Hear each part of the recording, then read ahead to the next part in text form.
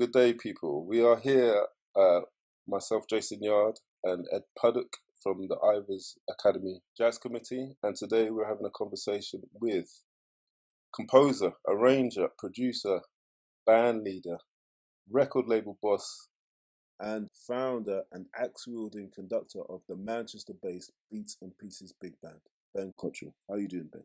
Yeah, not so bad. Yeah. Thanks for having me. You thankfully submitted a piece into the Ivors Academy call for scores. Actually, I don't know if you submitted to the original round where we were trying to present New Music Forum out at the Royal Welsh College. And obviously, due to lockdown, we weren't able to make that happen. So we came up with the idea of having these conversations online. So perhaps you could tell us a bit about how you came to discover the Ivors and this opportunity. Good question. I think it was probably through the Ivors email list. I've been on that for a while. Only recently joined the academy itself, actually.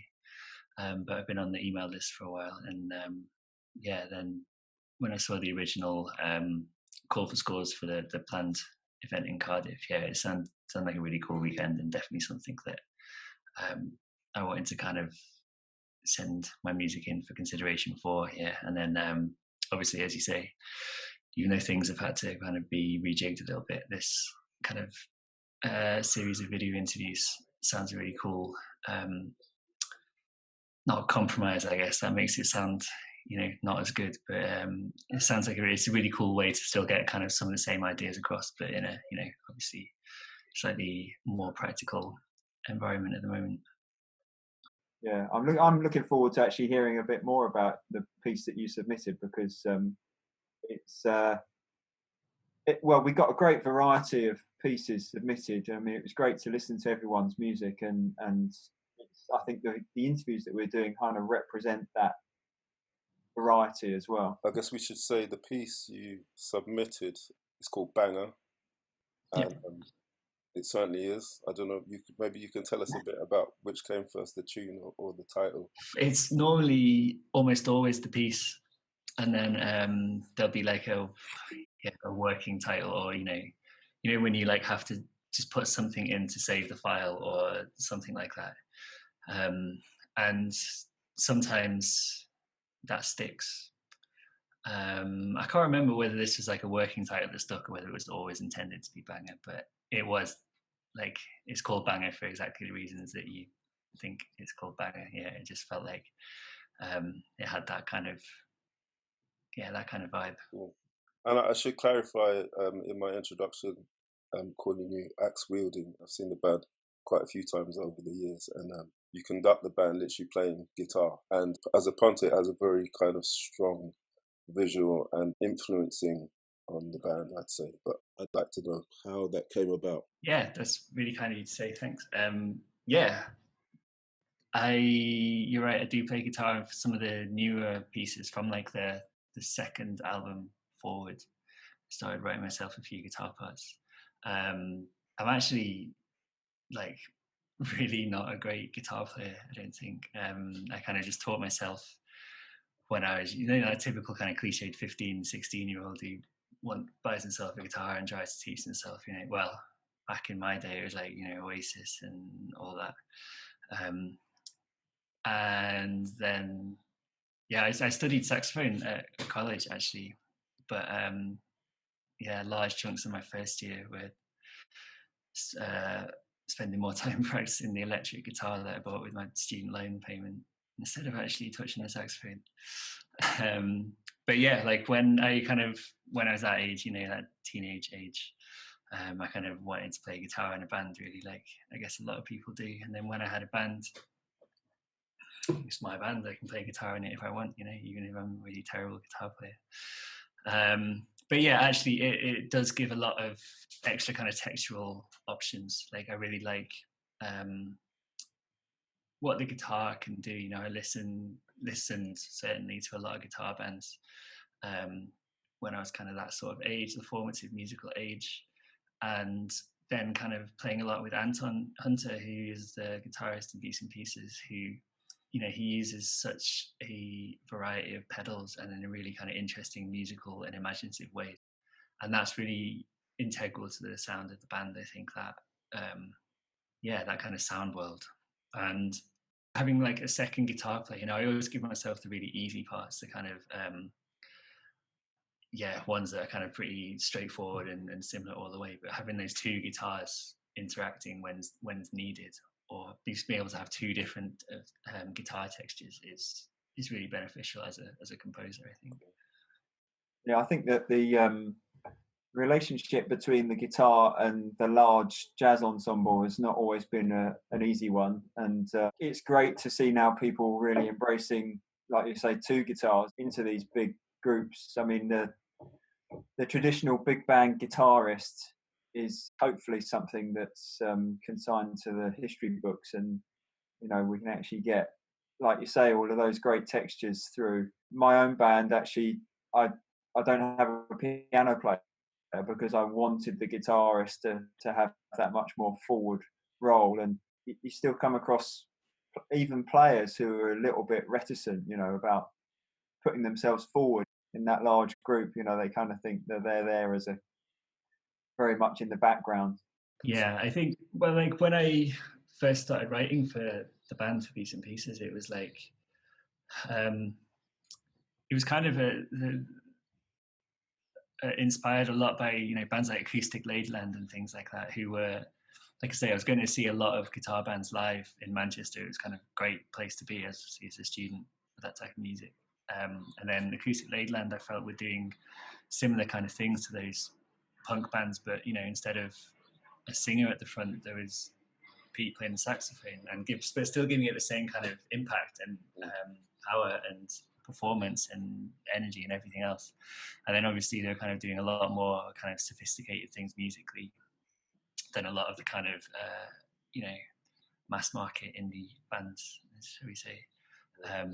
And then I felt that actually at the time I didn't really know much contemporary big band music. I was just playing in bands at the college and the uni and things like that, which is playing a lot of traditional canon stuff, which is obviously great music. But I felt actually, if you have a trombone section really hammering it, that's kind of quite powerful. That's like a guitar and a guitar band, and if you, like you say, if you use a guitar band in the same way as those kind of punk rock bands or whatever, then actually that's a completely different environment, a completely different situation than the traditional guitar and big band.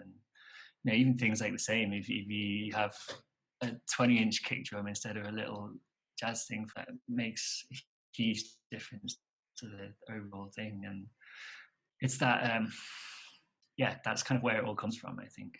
But then within the stuff that I've written since 2008, when we first started, there's kind of such a huge variety in there.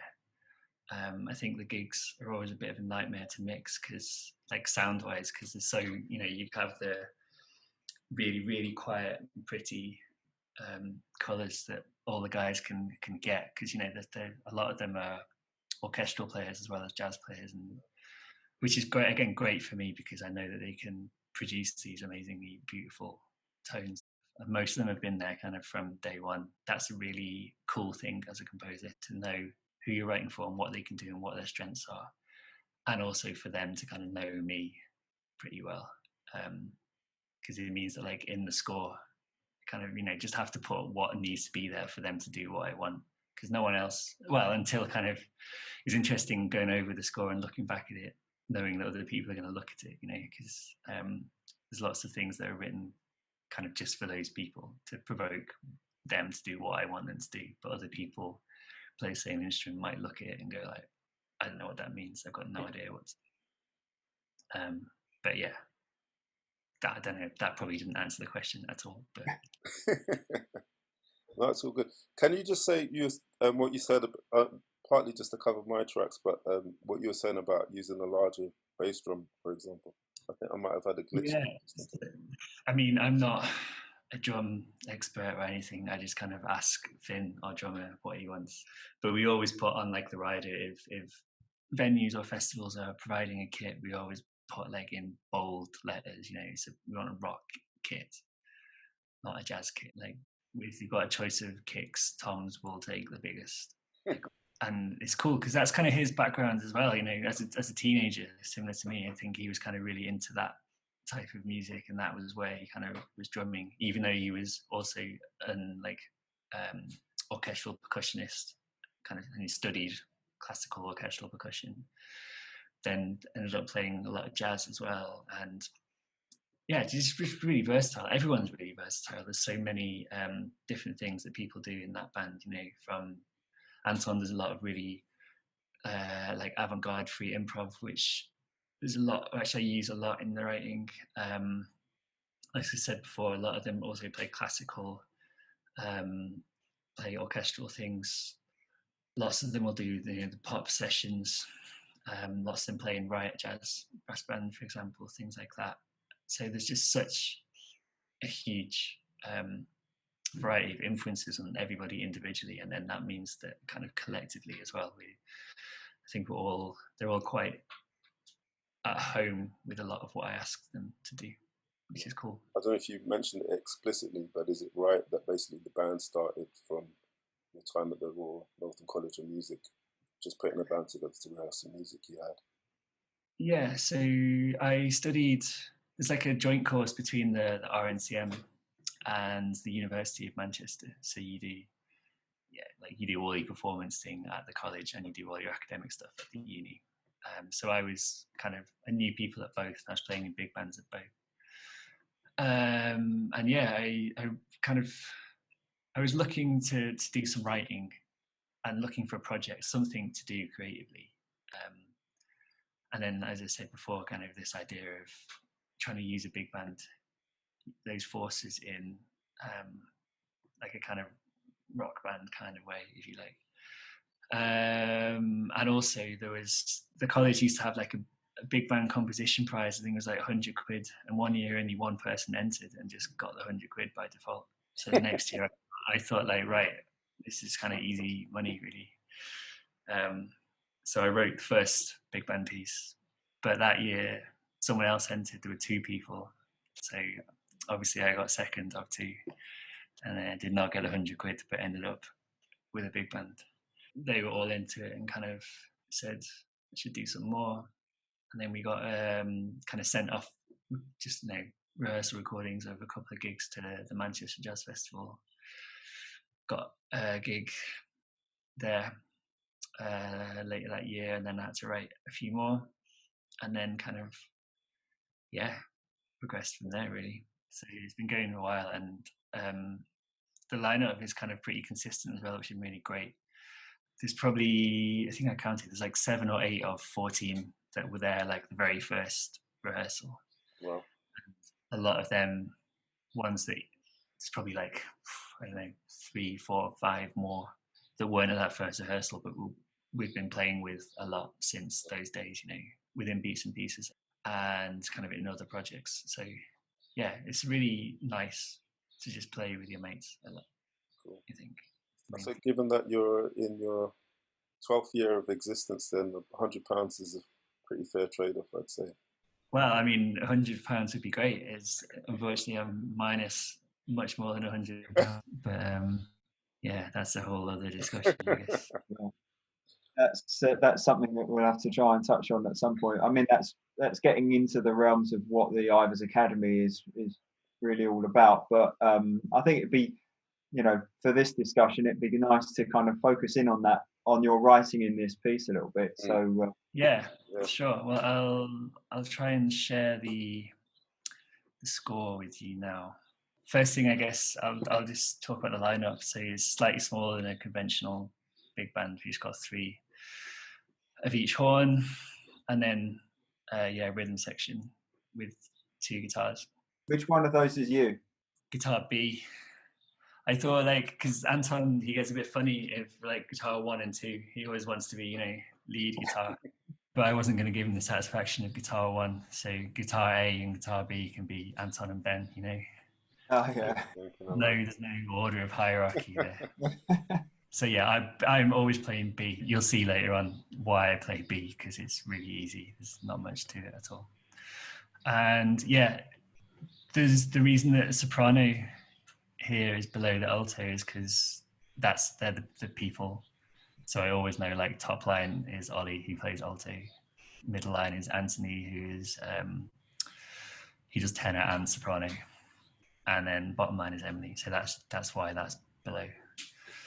And yeah, I guess I'll play some. You'll hear kind of a little bit what I was talking about, the guitar texture as well, straight from the off.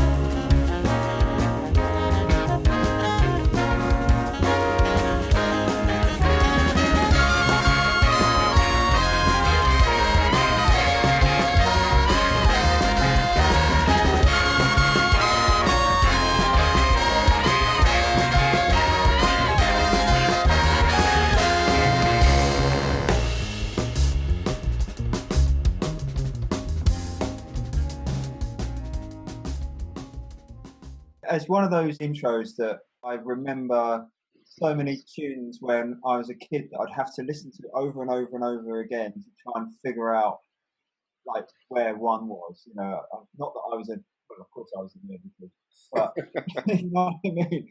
Like I wouldn't. It would have really hurt my head listening to it. But I don't know if that was a conscious. You know, when you came up with that groove, was that something that you kind of were trying to? I don't think it was like intentional. I think that when I came up with the groove, I think I just bought like a couple of like a synth pack, you know, a software plugin thing. And I was just messing around with some on a keyboard, and that came up with the riff. So it came up, and then actually that happens quite a lot. I'll come up with something either on mostly on the piano, or I'll hear something, and then I'll have to try and figure out how to notate it. Logic or Pro Tools? Sorry. I think I have Pro Tools. I kind of learned Pro Tools first, and I find Logic. I mean, I can work it, but it just seems a bit counterintuitive to me coming from Pro Tools. I don't know why. But I was probably using Live for those Ableton actually for those synth at the time. Yeah. So just a quick aside, I couldn't resist. I thought, well, well carry on as you were. It's just so come up with an idea and then figure out, as you say, where the one is and how to notate it. And there's quite a lot of things actually, like we were saying before about the only people that are reading the scores are kind of my band, and I can I'm there, I can tell them what it is. There's lots of times in other tunes where I kind of have to notate the closest thing that is possible to put in kind of conventional notation, you know. Like there's another tune where the bass line is kind of 11/8, but it's not exactly over 11/8 because that sounds a bit mechanical, but it's also not like, you know, a series of dotted quavers and then, you know, what would that be? Yeah, whatever it is, maths wise. But you just kind of got to tell them what it is, and then we play it, and then we always play off charting gigs as well. So once we've rehearsed it, once you got it in your head, no one's going to look at the score anyway. You just kind of know it and feel it.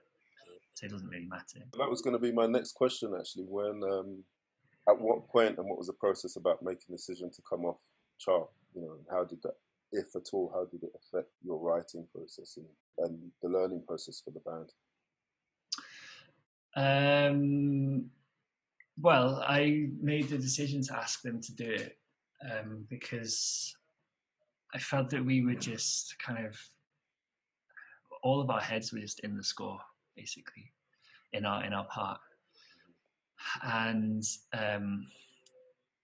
sometimes we were just a bit too reliant on those pieces of paper, you know, like by that time we've been playing some of the tunes for like 6 years or something, you know, we know them. We didn't need the chart, they were just a crutch. And it got a little bit like, if something went wrong, then you'd have half the band like recognizing that and going with what happened and kind of fixing it. And you'd have the other half band went, like, I'm all right, I'm playing what I'm playing, you know, like I'm right, it's nothing to do with me. And I felt that actually going off chart would just free us up a little bit and free everyone up to just have a bit more fun with things. Because the arrangements are pretty set for a lot of I mean, that's kind of slightly changing a little bit now, but a lot of the older tunes are really set, and the arrangement is kind of, certainly in the horn parts anyway. And yeah, I just thought getting off the chart would be good, and it'd be good kind of visually as well. There's not many big bands that do that, and there's not many big bands, I guess, that have had such a kind of been able to have such a consistent lineup as we have. So I thought actually that puts us in a kind of unique position of being able to do that, and so we should. They were kind of a little bit like at the beginning, and it took a little while. Like we had to kind of accept that for the first few tours, we're just going to have to accept there's going to be more mistakes, like memory lapses, things like that. It's just going to happen, but it paid off in the long run, and it's great. Yeah, I think it's been a really good thing. It's very refreshing to see that many people off the page and just and clearly enjoy the music and just playing, you know, and as you said, not having their heads in the charts. And actually, like you say, like you have, you know, if you have trios and quartets and quintets and small bands, like you really rarely see people playing with the chart. You don't really need it. And I've kind of always felt that we have that same kind of relationship, I guess, musical and socially, as a small band would. Mm-hmm. But there's more of us, you know, we're like a 14-piece trio or whatever. And so I wanted to have that same kind of musical performance and relationship with the music and with each other that a trio or a quartet would have, but just with more people, obviously. With the score that you showed us, if you then take that score to a different band, like we would have done in Cardiff, you know, do you think that would have a really big impact on your music? You know, then going back to reading the music off the parts. Yeah, it's a good question. I don't know the answer. I'm curious about that, because I think that would be a really interesting challenge for me as a conductor and band leader as well, because it's kind of, I mean, it's like I say before, as a composer, it's great to work with a band that you know really well and that knows you really well. But then maybe that's kind of easier to get across and communicate what it is that you want them to do. But when you're working with a band that you're not so familiar with and that maybe doesn't know you, then it's a whole different challenge, I guess, of communication from me, verbally and in the notation and everything else. And yeah, I'm interested to explore that a lot more, maybe. Interesting, because I tend to myself, but I also communicate with my students that I encourage them to write music that can be played without them there. But I think that possibly then misses out on all the opportunities that you've been enjoying with having a really established band and having that kind of non-written communication. So it would be great to find a way of having both, perhaps, but you know. Yeah. And even things just like the drum groove. But you know, I'll write something like this drum groove here, and actually, especially later on, like here with all the kind of double kicks, like I just kind of write things in the computer and then give to Finn, and then he kind of translates it into what's actually doable, you know. And it's even with some of the horn bits, like here, for example, you know, you look at the saxophone parts and trumpet 3 and stuff like that. Well, actually, all the horns, like there's barely any rests at all. And we've kind of got this unwritten understanding, I guess, that I just write the ideal world, you know, and without the kind of, without having to consider the human players, I guess, and their needs and what they need. And then they kind of, the unwritten rule is they figure it out. And if I notice what they've done, or if I notice that it's not right, then we have a chat about it. And if I don't notice, then everyone's a winner, you know. It's kind of got across the vibe that I wanted without compromising or without killing themselves, basically. It certainly seems to be, you know, I don't know how conscious it is, but a way of getting the players to be really invested in the music, you know, by giving them such responsibility rather than potentially them turning around and just blaming the composer for everything. Yeah, well, there's still bits of that. But yeah, I think you're right.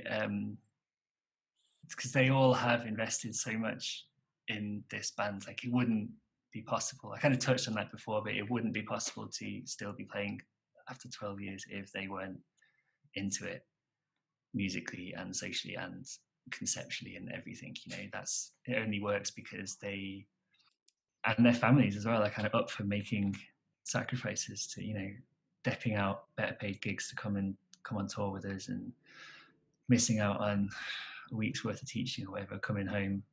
You know, I'll still pay them as much as I can, but it won't be as much as they would have earned if they'd stayed. And especially now, as we're kind of all getting a bit older, you know, having to, if they decide to come away with the band on tour for a few days or a week or something, then, you know, they're leaving young kids behind with, and it's a much bigger ask now when there's kind of families involved and mortgages to pay and things like that than when we were 21 and we could go and do a gig, and if you got a pint for the gig, that was a result, you know. So yeah, it's only really possible because they're into it. Yeah, you touched upon it earlier, and I didn't want to mention it without you saying it first, but well, it's two things. Firstly, I wanted to talk about how you came around to having that reduced lineup of 3 horns on each section, and where along the line you just, because when I first met you years and years ago, I think you were introduced as a saxophone player, was certainly in the list, if not the first thing. You know, when did you decide to leave that behind? I don't know, really. It kind of was a gradual thing over a few years once I left college. I studied classical saxophone as opposed to jazz saxophone. I never really, I mean, I did a little bit of jazz at school, saxophone lessons, but it never really kind of spoke to me. It was, you know, I was like 14, 15, and my teacher was giving me, you know, the Charlie Parker Omnibook and things like that. And it just, I don't know, at that age, it just never really, I never got it, basically. So then I kind of decided that, okay, this is jazz. I'm not really into it, so jazz isn't kind of what I will do. And then later on, obviously, kind of figured out that jazz is a whole world of things and possibilities, and then kind of clicked a bit more. But yeah, I'm rambling again. But I did classical saxophone, but kind of ended up doing a lot of contemporary and kind of experimental stuff.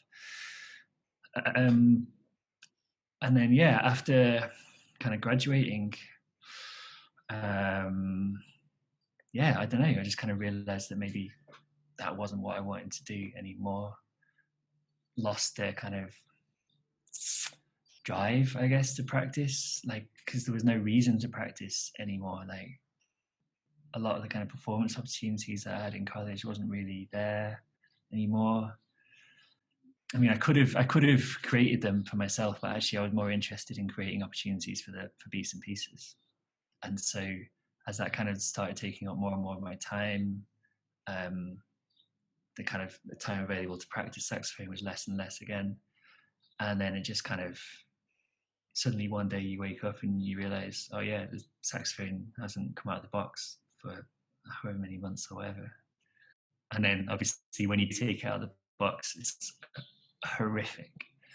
So you kind of, that reduces the motivation even further.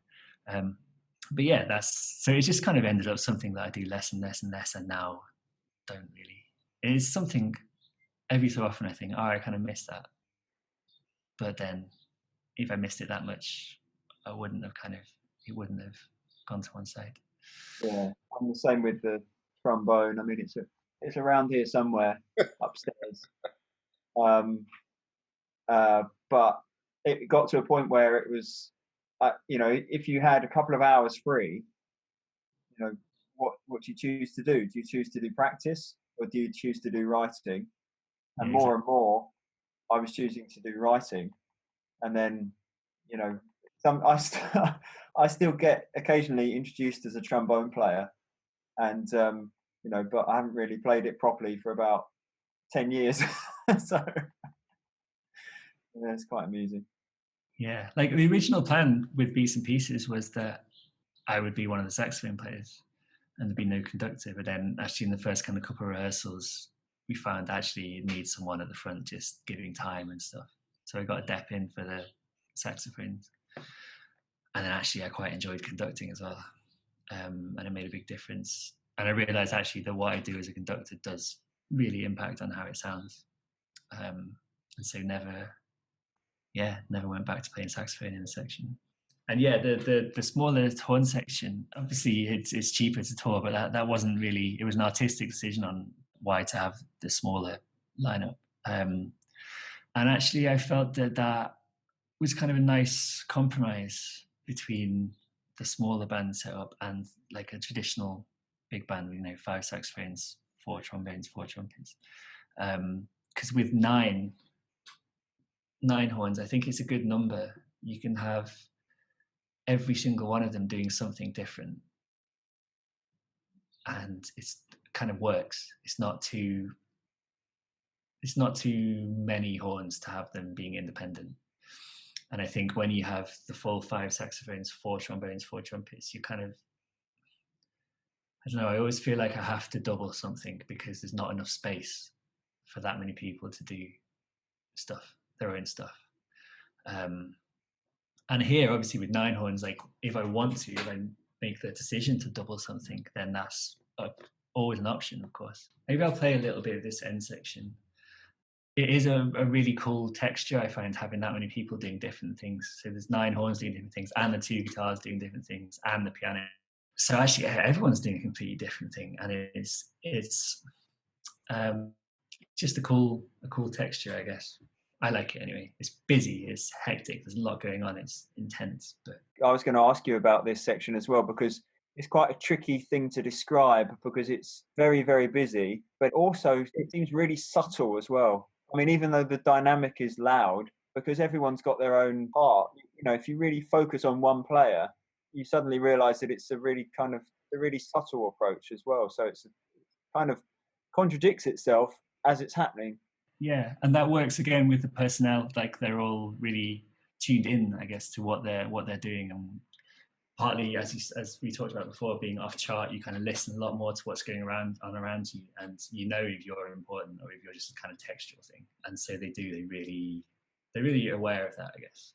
Yeah, maybe I'll play a little bit more. I'll go in from the end of the solo, from here maybe, just because there's a really unsubtle key change that I really like.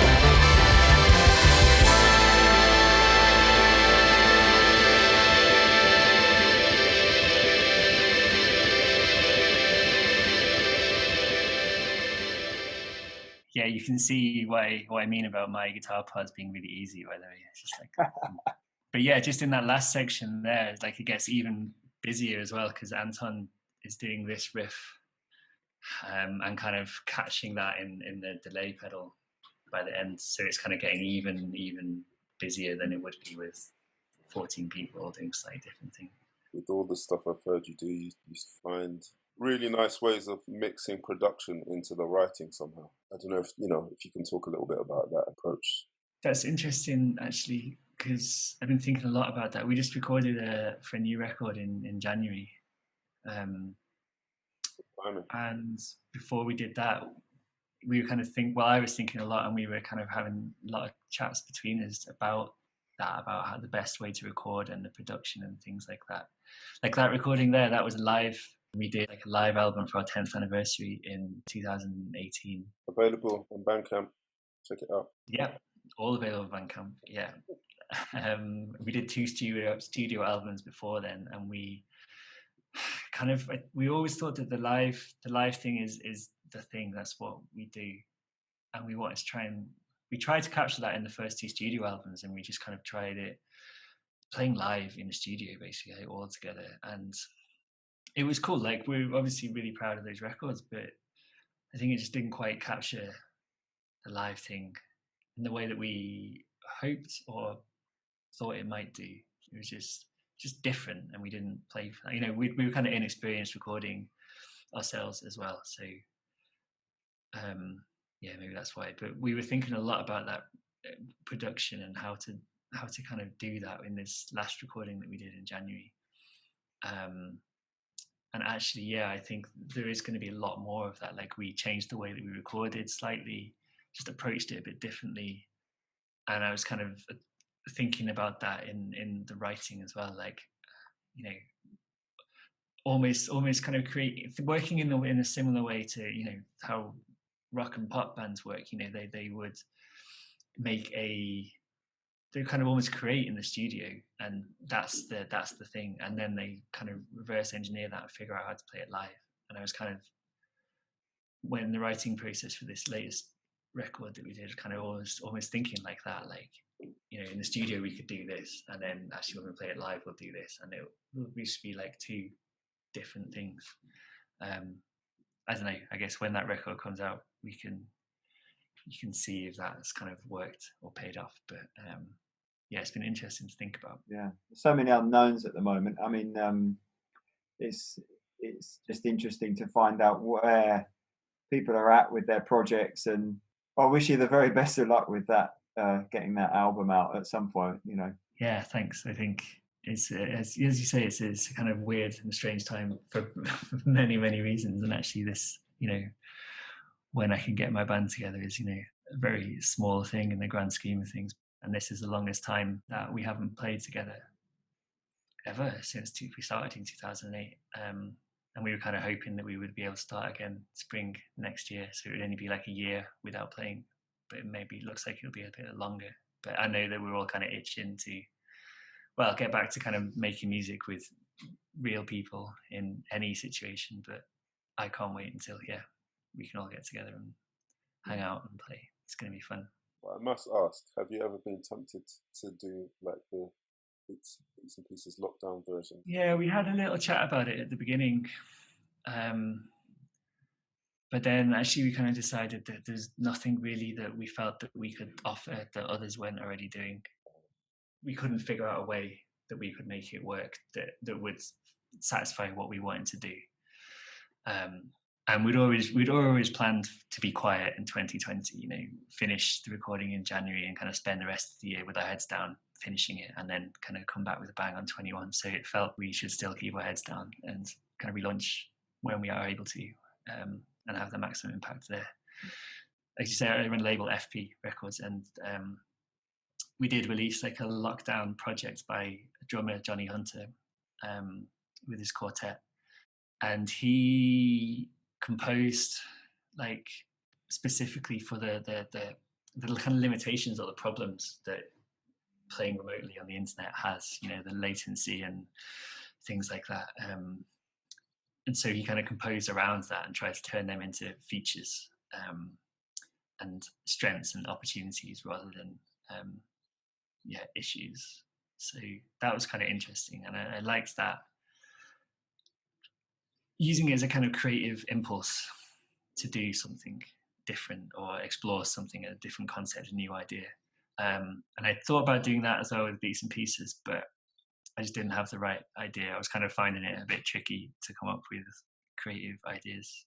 It sounds like you timed things perfectly if you planned for a quiet year in terms of the big band, at least. Yeah, like if in any other year, like we would have had real issues. 2018, for example, for the 10th anniversary, we went to Canada and America for the first time, like going that far, and that was really cool.